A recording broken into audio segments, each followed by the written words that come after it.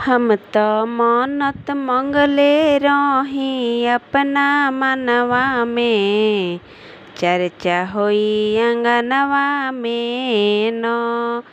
हम त मन्नत मंगले रही अपना मनवा में, चर्चा होई अंगनवा में न।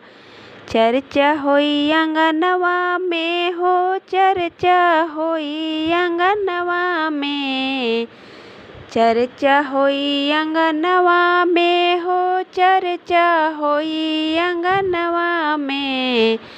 हम त मन्नत मनले रही अपना मनवा में, चर्चा होई अंगनवा में न।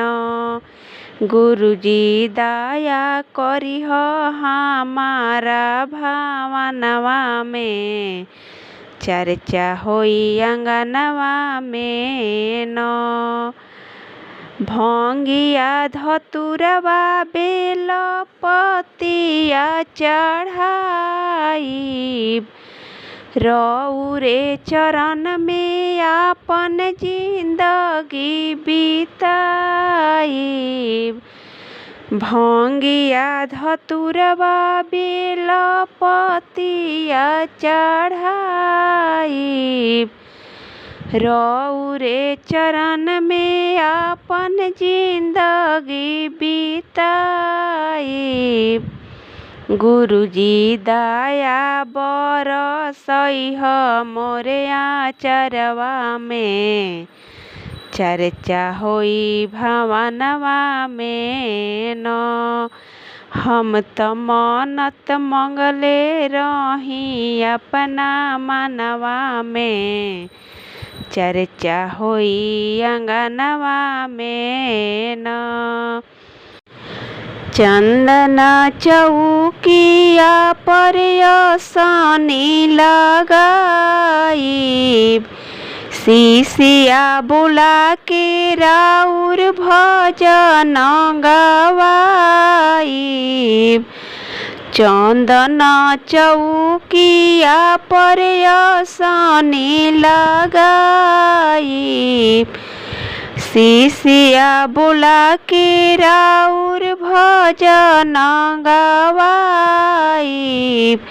आके दर्शन दीही हमारा भावनवा में, चर्चा होई अंगनवा में न।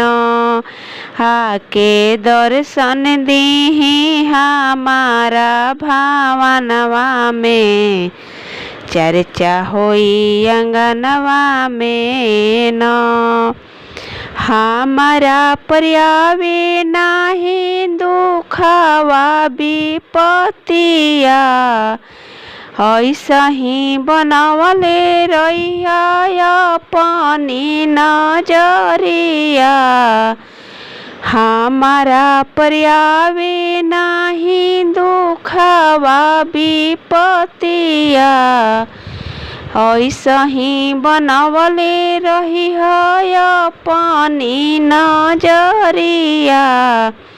दया भर दीह हम रोया चरवा में, चर्चा होई भवनवा में न।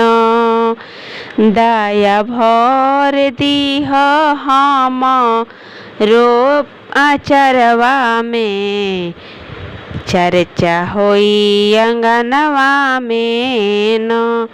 हम त मन्नत मंगले रही अपना मनवा में, चर्चा होई अंगनवा में न।